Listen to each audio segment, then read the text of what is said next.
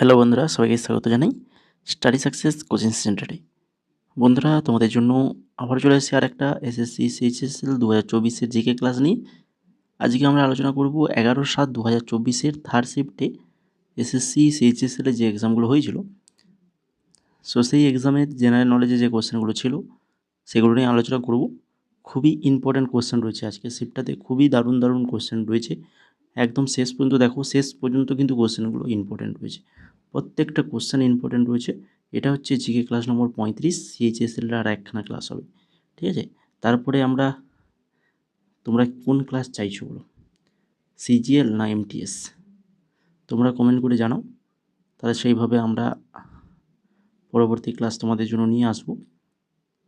আর আগের দিনে আমরা খুবই একটা গুরুত্বপূর্ণ ক্লাস করিয়েছি, ভারতের যে সকল যৌথ মহড়াগুলো হয়েছে 2024-25, তার 50খানা কোশ্চেন আনসার আমরা করিয়েছি। তো সেই ক্লাসটা যারা দেখোনি, অবশ্যই ডেসক্রিপশানে লিঙ্ক রয়েছে, সেই লিঙ্ক থেকে দেখে নেবে। ভেরি ভেরি ইম্পর্ট্যান্ট তোমাদের আপকালীন এক্সামের জন্য। এখান থেকে কিন্তু, এই মহড়া থেকে কিন্তু কোশ্চেন কিন্তু আসার চান্স রয়েছে। তোমরা এনটিপিসি যারা এক্সাম দিতে যাবে তারা, বা তোমরা আপকালীন যে সকল সিজিএল, সিএইচএসএল, এমটিএস এ সকল এক্সামের জন্য ইম্পর্ট্যান্ট, বিশেষ জিডি এক্সামের জন্য ইম্পর্ট্যান্ট। এবার চলো দেখে নিই আজকের ক্লাসের প্রথম কোশ্চেন কী রয়েছে। কোণার্কের সূর্য মন্দির, কোণার্কের সূর্য মন্দিরটি কোন রাজবংশের শাসনামলে নির্মিত হয়েছিল? কোন রাজবংশের শাসনামলে নির্মিত হয়েছিল কোণার্কের সূর্য মন্দির? Very very important question. সঠিক অ্যান্সার কী হবে? সঠিক অ্যান্সার হচ্ছে পূর্ব গঙ্গা রাজবংশ, পূর্ব গঙ্গা রাজবংশ। এখান থেকে দেখে নাও খুবই ইম্পর্ট্যান্ট কিছু তথ্য, যেগুলো অবশ্যই জানা দরকার কোণার্ক মন্দির সম্পর্কে। কোণার্কের এই যে সূর্য মন্দির, যা কালো মন্দির নামেও পরিচিত, ত্রয়োদশ শতাব্দীতে পূর্ব গঙ্গা রাজবংশের রাজা কে প্রথম নরসিংহদেব, ভালো করে নামটা মনে রাখো, প্রথম নরসিংহদেব নির্মাণ করেছিলেন এই কোণার্কের সূর্য মন্দির, পূর্ব গঙ্গা রাজবংশের রাজা। মন্দিরটি একটি স্থাপত্য অসাধারণ কীর্তি এবং জটিলভাবে খোদাই করা পাথরের চাকা, স্তম্ভ এবং দেয়াল সহ একটি বিশাল রথের আকারে তৈরি করা হয়েছে, ঠিক আছে? ইম্পর্ট্যান্ট যেগুলো আমি বক্স করে দিচ্ছি। এটি একটি ইউনেস্কো বিশ্ব ঐতিহ্য স্থান এবং ভারতের 7টি আশ্চর্যের মধ্যে একটি, ঠিক আছে? আর কি না, মন্দিরটি হিন্দু সূর্য দেবতা সূর্যকে উৎসর্গ করা হয়, সূর্যকে উৎসর্গ করা হয়।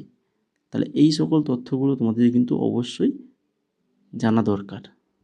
আর এই সকল তথ্য কোথায় পাবে? একমাত্র আমাদের এই চ্যানেলে। এইভাবে ফ্রিতে ইউটিউবে প্রত্যেকটা ক্লাসে, প্রত্যেকটা কোশ্চেনে আমরা এইভাবে কিন্তু এক্সট্রা নোটসগুলো দিয়ে থাকি, যেখানে তোমরা একটা কোশ্চেন থেকে আরও 4-5টা কোশ্চেন যাতে আনসার করে দিতে পারো, সেইভাবে এক্সট্রা ডিটেলসগুলো দেওয়া থাকে, ঠিক আছে?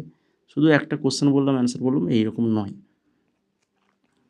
2 নম্বর কোশ্চেনটা দেখো, উচ্চ ফলনশীল জাত HYV সম্পর্কে নিম্নলিখিত কোনটি ভুল? ভুলটা খুঁজতে হবে। তাহলে ভুলটা যেটা, সেটা বাদ দিয়ে বাকি সঠিকগুলোও আমাদেরকে ভালো করে জানতে হবে। ভুলটা যেটা, সেটা হচ্ছে HYV ফসলের তীব্রতা হ্রাস করেছে।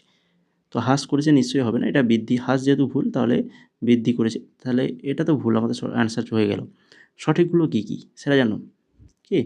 HIVর পরিপক্কতার সময়কাল ছোট ছিল, এগুলি সবুজ বিপ্লবের প্রযুক্তিকে ভূমি সংরক্ষণ প্রযুক্তি হিসেবে তৈরি করেছে। আর HIV ব্যবহারে কৃষি যন্ত্রপাতি আরও বিনিয়োগ আকর্ষণের সাথে সম্পূরক ছিল। তো এগুলো সঠিক তথ্য। উচ্চ ফলনশীল জাত HIV তাদের ছোট পরিপক্কতা সময়কাল এবং উচ্চ উৎপাদনশীলতার কারণে ফসলের তীব্রতা বৃদ্ধি করেছে। এবার দেখো 3 নম্বর কোশ্চেন। 1916 সালে ইন্ডিয়ান হোম রুল লীগ প্রতিষ্ঠার জন্য বিখ্যাত ব্রিটিশ সমাজ সংস্কারকের নাম কি? বিখ্যাত ব্রিটিশ সমাজ সংস্কারকের নাম কী হবে? না, সঠিক অ্যান্সার হবে option number 4, Annie Besant. Annie Besant option number 4 সঠিক আনসার। তারপরে দেখো, একটি MS পাওয়ার পয়েন্ট উপস্থাপনায় একটি নতুন স্লাইড সন্নিবেশ করার জন্য কিবোর্ডে শর্টকাট কিটা কী? কোন শর্টকাট কি আমরা ইউজ করলে MS পাওয়ার পয়েন্টে নতুন স্লাইড তৈরি করতে পারবো? সঠিক অ্যান্সার কী হবে না, সঠিক অ্যান্সার হবে কন্ট্রোল+M ক্লিক করলেই। তারপরে দেখো ভারতীয় দণ্ডবিধি নিচের কোন ধারাটি ধর্ষণ নিয়ে কাজ করে? কোন ধারা? আমাদের ভারতীয় দণ্ডবিধি ধারা 300 কত হবে বলো, পারবে সবাই? 375 ধারা 375। এরপরে চলে যাও 6 নম্বরে। কোন রিটের আক্ষরিক অর্থ আপনার কর্তৃত্ব কী? তো রিট, প্রত্যেকটা রিট সম্পর্কে অলরেডি আমরা আগে আলোচনা করে রেখেছি। আগের ক্লাসগুলো যারা দেখোনি, তো সেই ক্লাসে কোনো না কোনো ক্লাসে আমরা কিন্তু অলরেডি আলোচনা করে রেখেছি। তো ক্লাসগুলো দেখলে জানতে পেরে যাবে। তো আপনার কর্তৃত্ব কী, এটা কোন রিটের আক্ষরিক অর্থ? না, সেটা হচ্ছে কোয়ারেন্টো রিটের। তো বাকি যে রিটগুলো রয়েছে, মোট 5খানা রিট রয়েছে: হ্যাবিয়াস কর্পাস, প্রহিবিশন, সার্টিওয়ারি, কোয়ারেন্টো আর হচ্ছে ম্যান্ডামাস। প্রত্যেকটা সম্পর্কে আগে আলোচনা করা রয়েছে। তোমরা আবারও এইগুলো এখানে দেখে নিতে পারো, বা আগের ক্লাসগুলো দেখলেও সেখান থেকে জেনে যাবে। এখানে আর আমরা আলোচনা করলাম না। এরপরে দেখো 7 নম্বর কোশ্চেন। এ কলাম ভারতের প্রতিবেশী দেশগুলিকে, বি কলামে তাদের অফিসিয়াল ভাষার সাথে মিল। ভারতের যে প্রতিবেশী দেশ শ্রীলঙ্কা, চীন, মায়ানমার, ভুটান, এগুলো আমাদের প্রতিবেশী দেশ। তো এদের সরকারি ভাষাগুলো আমাদেরকে মেলাতে হবে। তো প্রথম যেটা রয়েছে যে শ্রীলঙ্কার সরকারি ভাষা কী? শ্রীলঙ্কার সরকারি ভাষা কী হবে না, হচ্ছে তামিল। অপশান নাম্বার সি হবে। তাহলে 1-এ সি কোথায় রয়েছে? তো না, 4 নম্বরে রয়েছে। তো একটা দেখেই আমরা অ্যান্সার এখানে করে দিতে পারছি, যদি আমাদের শ্রীলঙ্কার সরকারি ভাষা তামিল জানা থাকে। এছাড়া দেখে নাও চীনের সরকারি ভাষা কী? চীনের সরকারি ভাষা হচ্ছে ম্যান্ডারিন। চীনের সরকারি ভাষা ম্যান্ডারিন। মায়ানমারের সরকারি ভাষা বার্মিজ, আর ভুটানের সরকারি ভাষা জংখা। তাহলে এই 4টা থেকে আবার আলাদাভাবে আলাদা 4খানা কোশ্চেন চলে আসতে পারে, যে শ্রীলঙ্কার সরকারি ভাষা কী, চীনের সরকারি ভাষা কী, এইভাবে আসতেই পারে। তো এগুলো জেনে রাখো 4টা। তারপরে দেখো 8 নম্বর কোশ্চেন। লখনৌ ঘরানা, যেটি ওয়াজিদ আলী শাহের সময়ে অস্তিত্ব লাভ করেছিল, তা নিম্নলিখিত কার দ্বারা বিকশিত হয়েছিল? এই লখনৌ ঘরানা। আমাদের এমটিএস পিডিএফ তোমরা যদি নাও, কম্বো পিডিএফ 4খানা পিডিএফ, তাহলে সেখানে এই ঘরানার নোটস কিন্তু পেয়ে যাবে। ঠিক আছে, প্রত্যেকটা ঘরানার নিয়ে আলোচনা রয়েছে, পেয়ে যাবে সেটা।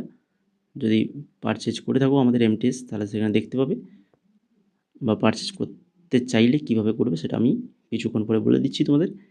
লখনৌ ঘরানা, যেটা হচ্ছে পণ্ডিত ঠাকুর প্রসাদ দ্বারা কিন্তু বিকশিত হয়েছিল। অপশান নাম্বার 3 সঠিক আনসার। 9 নম্বর দেখো, 10ই এপ্রিল 2023-এ কোন রাজ্য থেকে উজ্জ্বল গ্রাম কর্মসূচি শুরু হয়েছিল? 10ই এপ্রিল 2023 কোন রাজ্য থেকে উজ্জ্বল গ্রাম কর্মসূচি? সেটা হচ্ছে অরুণাচল প্রদেশ থেকে শুরু হয়েছিল। 10 নম্বর দেখো, 2022 অনুযায়ী ভারতের সবচেয়ে উঁচু জলবিদ্যুৎ কেন্দ্র কোনটি? ভারতের সবচেয়ে উঁচু জলবিদ্যুৎ কেন্দ্র, যেটার নাম হচ্ছে তেহরি জলবিদ্যুৎ কেন্দ্র। তো উত্তরাখণ্ড রাজ্যে অবস্থিত এই তেহরি বাঁধ, যেটা এক্সামে আসে, কোন রাজ্যে রয়েছে বা কোন নদীর ওপর নির্মিত?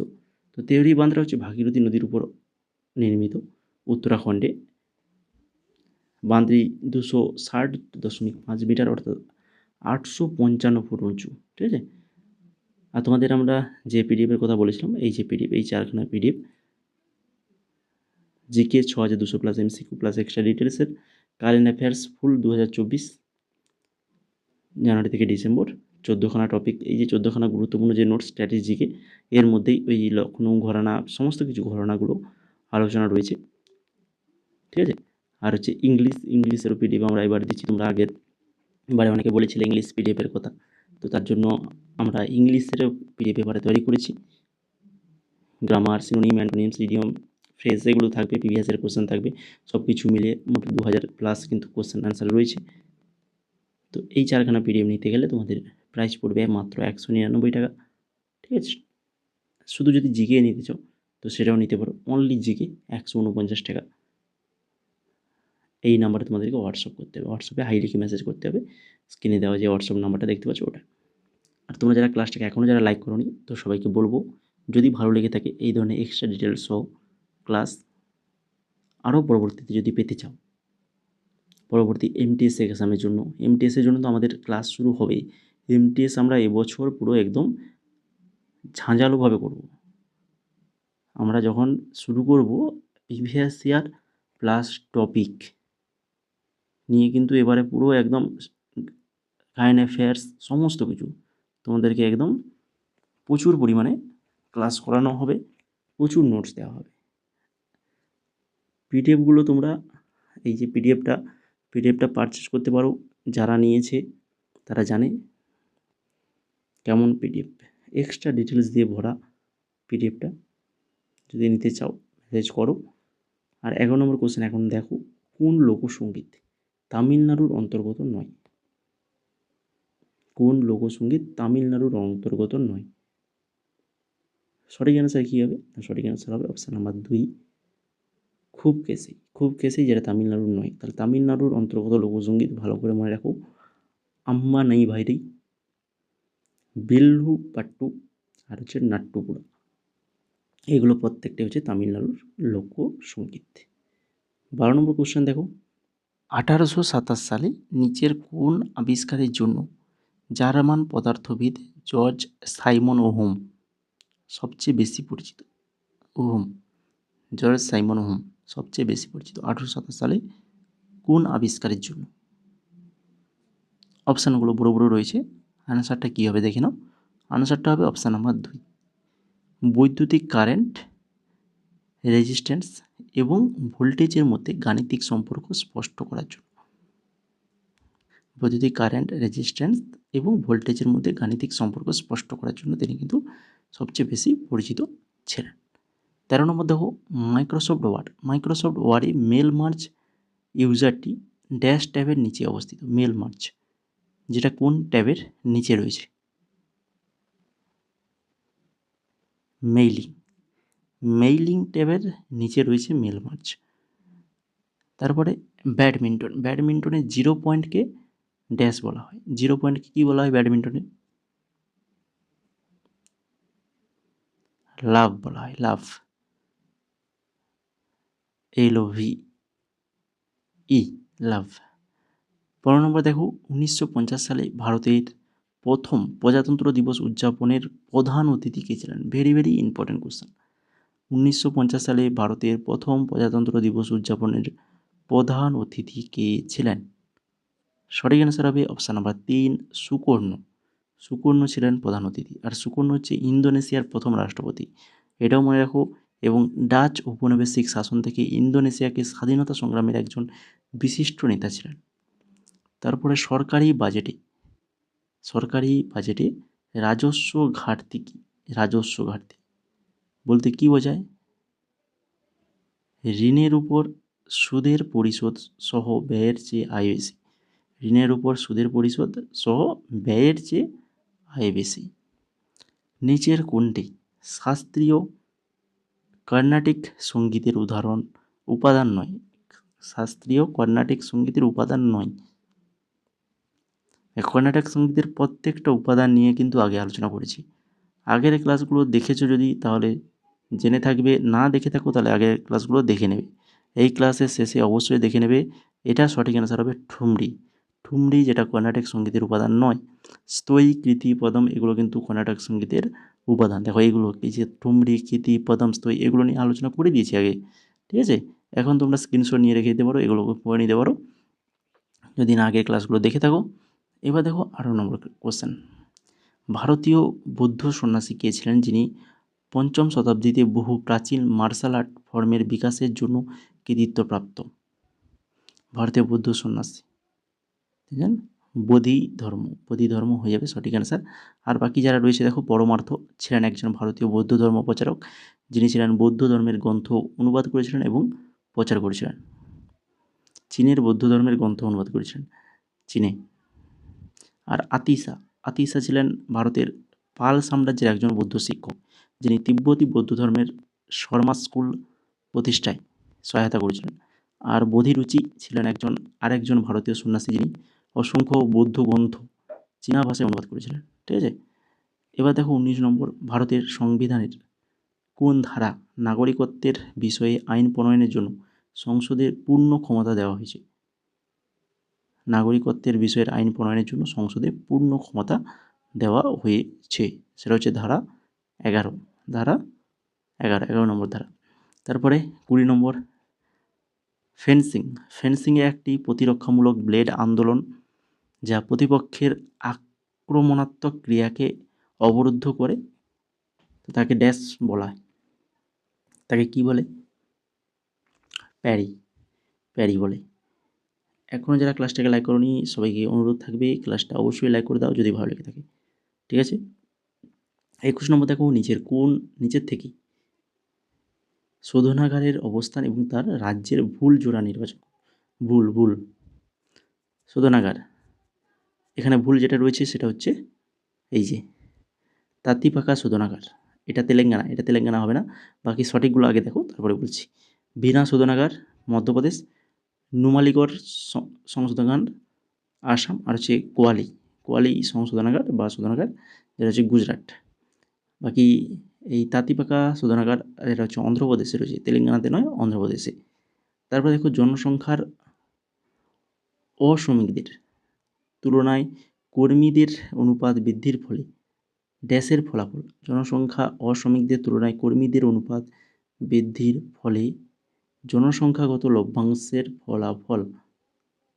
নিম্নলিখিত কোন বছরে জুভেনাইল জাস্টিস শিশুদের যত্ন ও সুরক্ষা আইন 2015 সংশোধন করা হয়েছিল? জুভেনাইল জাস্টিস আইন 2015 সংশোধন করা হয়েছিল কত সালে? 2021 সালে। 2021 সালে করা হয়েছিল। জুভেনাইল জাস্টিস শিশুদের যত্ন ও সুরক্ষা আইন মূলত 2000 সালে প্রণয়ন করা হয়েছিল। এটা মনে রাখো। পরে কিশোর ন্যায় বিচার ব্যবস্থা পরিবর্তিত চাহিদা এবং চ্যালেঞ্জগুলি মোকাবেলা করার জন্য 2015 আইন দ্বারা এটা প্রতিস্থাপিত হয়েছিল। 24 নম্বর কোশ্চেন দেখো, নিচের কোনটি ত্বক, চুল এবং চোখের রং পিগমেন্টস প্রভাবিত করে? কিছু জিনের মিউটেশন কারণে সৃষ্ট জেনেটিক ব্যাধিগুলির একটি বিরল গ্রুপ। নিচের কোনটি ত্বক, চুল, চোখের রং প্রভাবিত করে? সেটা হচ্ছে অ্যালবিনিজম, অপশান নাম্বার 1 সঠিক অ্যান্সার। আর আজকে ক্লাসের শেষ কোশ্চেন, নিচের কোন গ্রহের বলয় নেই বলেছে? তো সেটা হবে অবশ্যই সঠিক অ্যান্সার অপশান নাম্বার 3 শুক্র গ্রহের কিন্তু কোনো বলয় নেই। ইউরেনাস, শনি আর বৃহস্পতি এগুলোতে কিন্তু বলয় রয়েছে, ভালো করে মনে রাখো।